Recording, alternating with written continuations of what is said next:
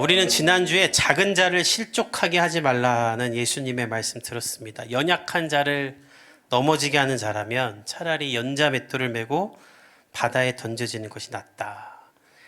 아무리 큰일을 한다고 하면서 대단한 업적을 이룰지라도 성숙하지 않으면 그 사람은 하나님이 기뻐하지 않는다는 것이죠. 사랑하는 성도 여러분, 속지 않기를 바랍니다. 뭐 많이 가지고 성공했고 권력이 있다고 그 사람 훌륭한 사람 결코 아닙니다. 훌륭한 사람은 자기가 가진 그 많은 것을 가지고 낮은 자를 섬길 수 있는가? 왜냐하면 그것은 인격이 변화된 사람만이 할 수 있기 때문이에요. 우리는 자꾸 내 학력이 변화되고 권력이 변화되고 내 통장의 잔고가 변화되길 원하지만 예수님이 우리에게 원하는 건 너의 인격, 너의 삶이, 너의 생각이, 마음이 변화되길 원한다. 그러면서 예수님 제자들에게 말했던 거예요. 너희가 내 제자라면 나를 위해 뭐 큰 거 하겠다고 하지 말고 먼저 성숙해지길 바란다. 그러면서 오늘 말씀도 믿음의 성숙에 대한 연장선의 말씀이에요. 우리 11절을 한번 같이 읽어봅시다. 시작.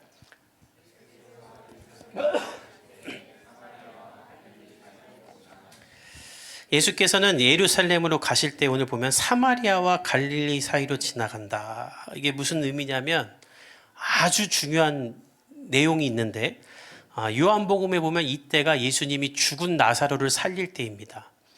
수많은 기적을 행했지만 죽은 자를 살리는 것은 정말 하나님의 아들이 아니면 할 수 없는 일이죠. 그러니까 이 역사를 보고 유대인들은 이제 더 이상 예수를 그만둘 수가 없는 거예요. 하나님의 아들로 인정할 수는 없는데, 왜냐하면 인정하는 순간 우리의 세워놓은 모든 정치적 입지가 다 박탈되고 우리의 가식과 위선은 계속 드러나는데, 근데 이 사람이 하는 일을 보면 누가 봐도 하나님의 아들이야. 그럼 어떻게 해야 돼요? 죽여야겠다. 그러면서 요한복음 12장에 보면 예수만 죽일 게 아니라 다시 살아난 나사로도 같이 죽이자. 그래서 완전 예수라는 사람을 없애버리자라고 결단을 하고 예수님을 죽이기로 작정을 해요. 그래서 예수님은 그들을 피해 사마리아와 갈릴리 사이로 지나가는 건데, 누가는 거기다 중요한 말을 적는 거예요. 예루살렘으로 가고 있다. 피해 가지만 예루살렘으로 간다. 여러 번 얘기했지만 오늘 또 이 구절을 강조하는 이유는 이게 정말 우리가 깊이 알아야 될 구절이에요. 제가 고3 때 세계선 선생님이 이 구절을 가지고 뭐라고 했냐면, 예수는 역사 속의 선생이며 죽지 않으려고 여러 번 피해 다녔는데 어쩔 수 없이 십자가에 군인들에게 잡혀갖고 달려 죽은 사람이지 우리를 구원하기 위해 자발적으로 십자가에 달려 죽은 사람이 아니라고 말하더라고요. 왜 그렇게 말할까 했더니 이 예루살렘을 향해 간다는 구절의 의미를 몰랐기 때문이에요. 왜냐하면 성경 곳곳에 예수님이 자꾸 피하거든요. 그것만 보면서 예수는 사람이었어. 십자가 지려고 진 게 아니야. 어쩔 수 없이 진 거야. 이렇게 말하더라고요. 그러나 누가는 정확히 말해요. 그렇게 말할 사람들이 있을 걸 알아서. 예루살렘으로 향해 간다는 말은 십자가를 피한 적이 없다는 말이죠. 결코 잡혀서 십자가에 달려 죽거나 타의적인 살해를 당한 것이 아니라 예수님은 자신의 사명을 감당하기 위해 지금은 아직 때가 아니라 피했던 것 뿐이지, 그분의 삶은 언제나 우리를 위해 십자가에 달려 죽기 위해 가고 있었다는 거예요. 따라서 우리가 이것을 정확히 알고 사람들에게 말해줘야 됩니다. 예수님은 당신을 구원하기 위해 저주의 십자가를 피한 적이 없습니다. 예수님은 죽기까지 우리를 사랑하셨으며 누구보다 당신을 사랑합니다. 당신이 이 예수로 채워지길 원합니다라고 여러분들이 지금 이 예수님을 전할 때예요. 여러분, 지난주 뉴스를 보면 정말 참담했습니다. 자기 집에 불을 내고 스스로 목숨을 끊고 부모가 자식을 죽이고, 너무나 참담한 일들이 이 세상에 왜 자꾸 일어날까요? 예수님 사랑이 없는 거예요. 날 예수님이 얼마나 사랑하는지를 모르니까 불안해서 부모들이 쓸데없는 짓을 하고, 날 얼마나 예수님이 책임지는지를 모르니까 조금만 어려운 일 생기면 자살해버리려고 그러고, 그 마음 가운데 예수님이 있다면 그렇게 되지 않을 텐데. 저는 우리가 지금 이 사랑을 전해야 될 때라고 생각해요. 고육과 지원금보다 급한 것은 예루살렘으로 향해 가시는 예수님의 이 사랑 이야기예요. 그래서 우리가 이것을 잘 알고 전했으면 좋겠어요. 오늘 본문에 보면 예수님이 얼마나 한 사람 한 사람을 사랑하는지, 지나가다 외치는 한 사람들도 예수님은 외면하지 않으십니다. 우리 12절 13절 읽어봅시다. 시작. 한 마을에 들어가시니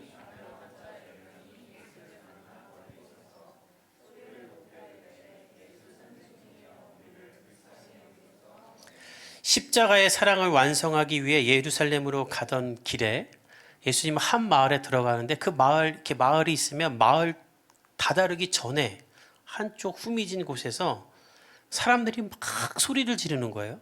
그래서 뭔가 봤더니 나병 환자촌이에요. 당시 사람들은 나병이 전염병이라 오해했고 또 부정한 병으로 여겨서 격리를 시켰는데 어디에 격리를 시켰냐면 마을이 있으면 마을 다다르기 전에다 격리를 시켰대요.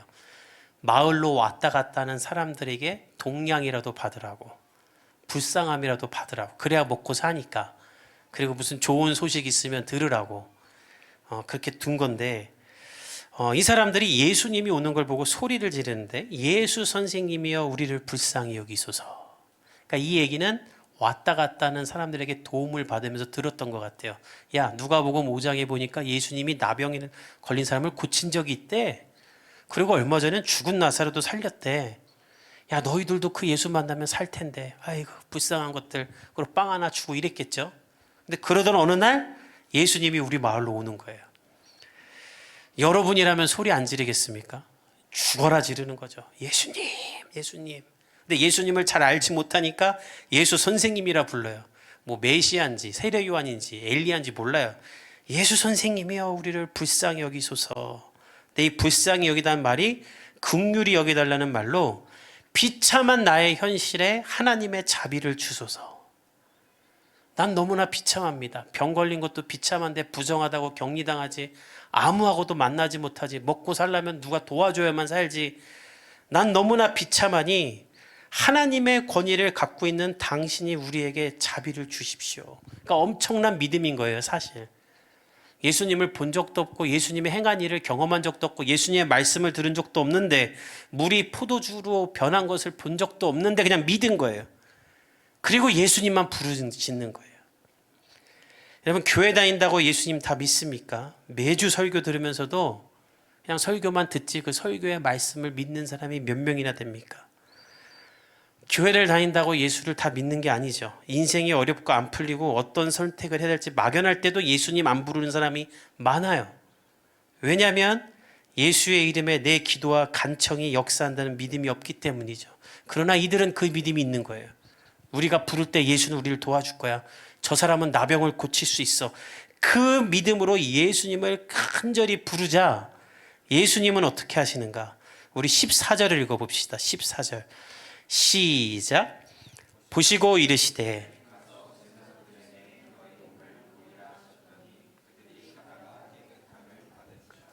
14절 첫 단어가 뭐예요? 보시고. 근데 원문을 보면 그래서 보시고예요. 이게 참 아쉬워요. 원문을 보면 그래서 보시고. 그래서는 뭐예요? 그들이 나를 간절히 불렀기 때문에 봤다는 거예요. 저는 여러분들이 소리 높여 예수님을 부르는 사람 되기를 간절히 축복합니다. 힘들고 외롭고 우울할 때, 어려울 때, 답답할 때, 정말 미칠 것 같은 일이 생길 때 예수님 부르세요, 여러분. 아멘? 다른 이름 부르지 말고 예수님 부르세요. 다른 방법도 찾지 말고 다른 것 의지하지 말고 예수님 부르세요. 그것으로 말미암아 예수님이 여러분을 쳐다본다는 거예요. 그리고 쳐다보기만 할 뿐만 아니라 이르시되. 그렇게 부르는 자에게 예수님은 자기 말씀을 부어주시는 거예요. 여기 있는 사람들처럼 사회로부터 버림받고 예수에 대해 잘 알지도 못하고 나병에 걸렸을지라도 예수를 부르면 예수님은 그들을 찾아봐 주시는 거예요. 그리고 그들에게 말하십니다. 제사장들에게 너희 몸을 보이라. 이게 무슨 뜻이냐면 나병이 걸린 다음에 나으면 제사장에게 갔습니다. 이따가 설명할 건데, 그럼 제사장이 그것을 보고 다 낫습니다라고 이렇게 해주면 격리 해제가 돼요. 우리 아이들 뭐 독감 걸렸을 때 유치원 못 가죠. 그러면 소아과 3일 뒤에 가가지고 유치원 소아과 선생님이 이제 가도 됩니다. 확인서를 써줘야 유치원 애가 다시 갈 수 있는 것처럼 그것을 제사장에게 권한이 있었어요. 그러니까 예수님이 지금 밑도 끝도 없이 아무 말 안 하고 자기를 막 부르는 자들에게 가서 너희 몸을 제사장에게 보이라라고 한 말은 이제 너희 다 나았다. 원문을 보면 내놓아서 보여주라는 말로 몸 전체가 깨끗해졌으니 옷을 벗고 보여주라는 거예요. 이 말을 듣자마자 10명의 나베 황자는 그 즉시 우리였는지 운막이었는지 거기를 탈출해서 제사장에게 달려갑니다. 막 달려가요. 대단한 사람들이에요. 왜냐하면 아직 안 났어요. 이 본문에 보면 가는 길에 나아요. 그러니까 예수님은 말만 했을 뿐이지 아직 나은 건 아니에요. 근데 예수님의 말을 듣자마자 믿은 거예요. 오케이, 예수님이 말했어. 그럼 난 나을 거야. 여러분, 예수님이 여러분에게 말하면 그 말은 반드시 이루어지는 줄 믿습니다. 그래서 부르짖고 예수님과 만나고 예수님의 음성을 들어야 돼요. 이들은 예수님의 말을 듣자마자 확신한 거예요. 예수님이 우리를 고쳐줬다. 그래, 가자. 그리고 막 달려가요. 그런데 여기서 반전이 일어나요. 오늘 설교의 핵심은 여기에요. 15절 16절을 읽어봅시다. 시작. 그 중에 한 사람이 자기가 낳은 것을 보고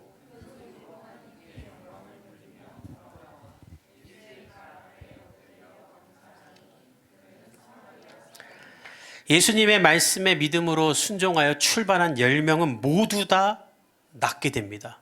출발해서 막 뛰어가는데 난 거예요. 그런데 오늘 보면 딱 한 사람만 그 나은 것을 보고 하나님께 큰 소리로 영광을 돌려요. 그리고 예수님께 돌아옵니다. 제사장에게 가던 길을 멈추고 이 사람은 예수님께 다시 오는 거예요.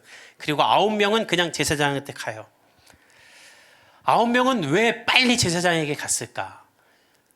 이게 그냥 제사장이 딱 보고 다 났네? 격리 해제 이렇게 해주는 게 아니라 8일이 걸렸답니다. 정결 예식을 치러야 되고 옷도 빨아야 되고 몸에 있는 모든 털도 다 밀어야 되고 피와 기름도 바르고 이런 여러 가지 일을 하면서 8일이 지난 뒤에도 깨끗하면 제사장과 함께 속죄제와 번제를 드리면서 완치됐다는 공언을 받을 수 있어요. 그러니 지금 가서 제사장한테 보여줘도 격리 해제되어 사회로 들어가려면 앞으로 일주일이 더 걸리니 빨리 가서 제사장에게 보여주고 싶은 거예요. 그게 급해요. 가족에게도 가고 싶고 식당도 가고 싶고 했겠죠. 그러나 단 한 사람, 오늘 본문에 보면 이 사람이 이방인 사마리아 사람이었던데 이 사람은 어떻게 생각했는가? 달려가면서 낫는 걸 확인하자마자 하나님이 날 고치셨네. 이 사람은 그 자리에 멈춰서 하나님께 예배하는 거예요. 제사장에게 보여주는 것보다 중요한 건 하나님께 먼저 예배하는 거예요. 왜? 하나님이 날 고쳐줬으니까. 두 번째는 뭐가 중요한가? 예수님께 돌아가야겠다. 왜냐하면 이제 예수님이 나를 고쳐주셨으므로 전에는 내가 예수님한테 멀리 서서 고쳐주세요 소리만 질렀지만 이젠 내가 예수님의 발 앞에까지 나아가서 당신이 나를 고쳐주셨군요라고 그분을 높이고 경배할 수 있기 때문에 먼저 나는 예수님께 감사하겠다 하고 가던 길을 멈추고 돌아온 거예요.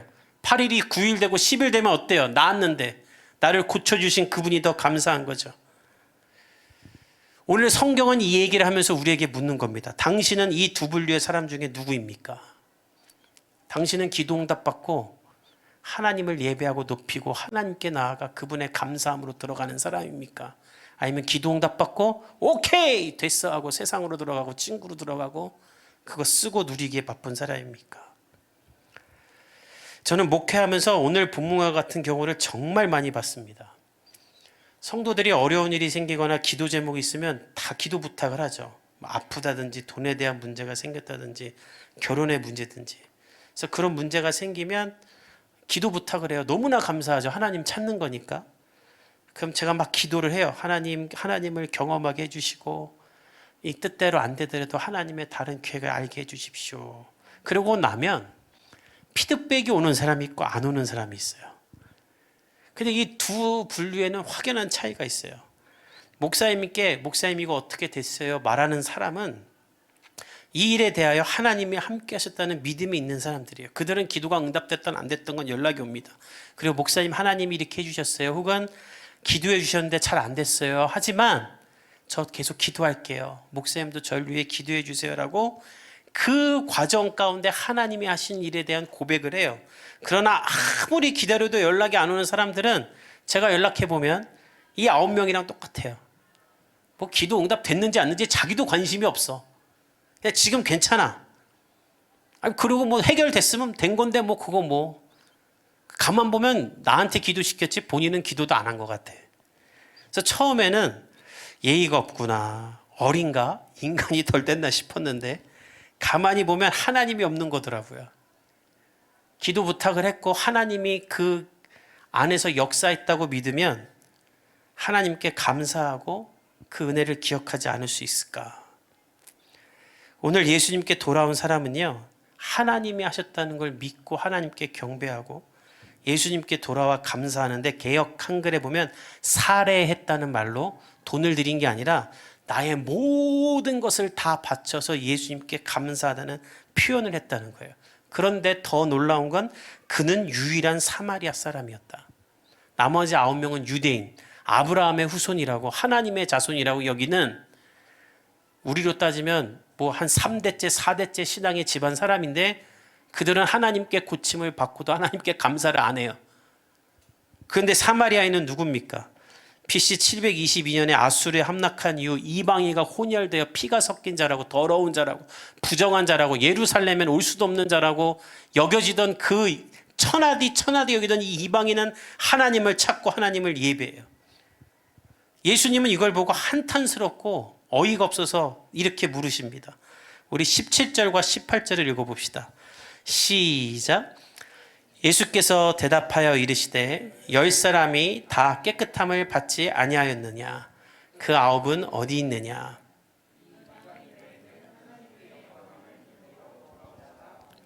하시고, 여러분, 예수님의 이 말을 한번 그림으로 생각해 보세요. 한 명 돌아오는 사람에게, 야, 그래, 너 나한테 왔구나. 예수님이 이 말이 안 나오시는 거예요. 9명이 안 왔기 때문에 이놈들 버르장머리 없네, 이런 의미 아닙니다. 이따 보면 알겠지만 이 9명은 응답은 받았지만 구원을 못 받았기 때문에 예수님이 가슴이 아픈 거예요. 예수님은 말하세요. 나머지 어디 갔냐? 어떤 사람들은 이렇게 말합니다. 아니, 예수님이 제사장에게 가라 그래서 간 건데 뭘 또 이제 또 안 왔다고 하시나. 그러나 여러분, 예수님이 제사장에게 몸을 보이라고 한 의미는 너가 완전히 해방됐다, 이제 너의 육체가 해방됐다는 말로 하나님의 긍휼이 임했으니 이제 그 긍휼을 경험한 사건을 가지고 구원을 이루라. 이제 병이 나았으니 나 예수 그리스도 하나님의 아들을 멀리서만 볼 게 아니라 나와 함께 교제하며 나를 통해 하나님을 아바 아버지라 부르는 구원을 얻으라라고 그걸 고쳐주셨는데, 그런 병을 얻었으면 가는 길에 돌아와서 예수님을 딱 잡아야지. 예수님은 됐어, 응답됐어, 난 병 났어, 그리고 이제 놀러 가는 거예요. 빨리 8일이 지난 다음에 사회로 들어가야 되니까. 교회 안에 이런 사람들 너무 많아요. 정확한 것 같아요. 10분의 1이에요.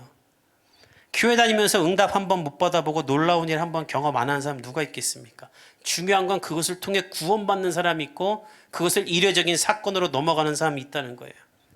승진해 주세요, 영번 오르게 해주세요, 결혼하게 해주세요, 아이 낳게 해주세요 하고 다 응답되면 그거 갖고 놀러 다니고 하나님은 빠져버리고, 예수님은 한탄하는 거예요. 하나님께 영광을 돌리러 돌아온 자가 너밖에 없냐? 왜냐하면 9명은 응답은 받았지만 구원은 잃어버렸기 때문에. 그래서 예수님은 이 한 명에게만 이렇게 말하십니다. 19절 읽어봅시다. 시작. 그에게 이르시되 일어나 가라, 내 믿음이 너를 구원하였느니라. 10명이 나왔지만 구원은 이 한 사람 받는 거예요. 여러분, 병이 나은 것과 구원을 받는 것은 다릅니다. 병은 병원만 다녀도 잘 나아요. 그러나 구원은 병이 낫는다고 얻는 것이 아닙니다. 사랑하는 성도 여러분, 기도 응답을 받은 것과 구원을 받은 것은 달라요. 전 여러분들이 우리 교회를 다니면서 예수의 맛만 보는 사람들이 아니라 구원을 얻는 사람들 되기를 간절히 축복합니다. 지금 한국교회 문제는 무엇인가? 별의별 현상과 자랑과 기적과 이사는 다 일어나고 방언도 있고 무슨 성령사이고 뭐고 다 있는데 거듭나며 회심하는 사람이 없다는 거예요. 성경에 예수님이 오병이어 기적을 행하셨죠. 남자만 5,000명이 기적을 경험합니다. 여자와 아이 합치면 2, 3만 명일 거예요. 다 기적을 경험했는데 그 사람들 나중에 구원 얻습니까? 아니요. 예수님 십자가에 못 박으라고 선동하는 사람들도 변하죠. 기적은 경험했지만 구원은 경험하지 못하고 예수를 죽이는 자들이 돼요. 오늘 우리는 어떤 사람인가? 나는 구원을 얻은 사람인가? 사랑하는 성도 여러분, 여러분의 인생에 어려운 일이 생길 때마다 나병 환자들처럼 예수님의 이름을 간절히 부르십시오. 예수님이 여러분에게 바라보시고 응답하실 거예요. 그럼 그때 여러분이 이 기도를 해야 돼요. 주님, 이 사건을 통해 내가 구원을 얻게 해주십시오. 아멘. 이 사건을 통해 우리 집이 다 구원을 얻게 해주십시오. 이 사건을 통해 우리 자녀들이, 내 아이가 예수님을 구원자 예수 그리스도로 보게 해주십시오. 우리는 그거를 안 가리키고 안 배웠기 때문에 맨날 교회 다니면 하나님이 응답해줘 응답해줘, 응답만 요구하지 구원은 사랑하지 않는, 예수님은 말하는 거예요. 내가 너희들에게 내 능력을 보이는 이유는 단 한 가지다. 이것을 통해 구원을 얻어라. 나와 영원한 인격적인 교제를 나누면 너희 안에 성령이 거하시게 하고 너가 교회가 되면 예배자가 되기를 원한다. 그리고 나를 통해 하나님 앞에 나아가는 사람이 되기를 원한다.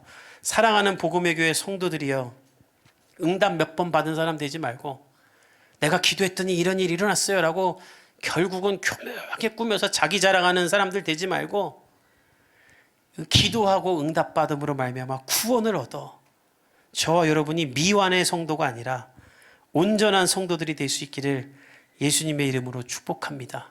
그리고 하나님께 감사하고 영광을 돌리는 거예요. 전 여러분들에게 꼭 당부하고 싶어요. 여러분, 감사와 은혜를 기억하는 사람 되십시오. 하나님께도 사람에게도. 나한테 잘해준 사람, 나에게 희생한 사람, 그걸 당연하게 여기면 안 돼요. 은혜를 기억할 줄 알아야 돼요. 그것이 우리를 성숙한 하나님의 사람으로 만들 것입니다. 말씀을 마치도록 하겠습니다. 오늘 예수님이 10명을 고쳐주세요. 한 명만 예수님께 와서 구원을 얻어요. 우리 복음의 교회는 모든 성도가, 우리 교회가 이 한 명이 될 수 있기를 예수님의 이름으로 간절히 축복합니다. 우리 시간에 기도하도록 하겠습니다.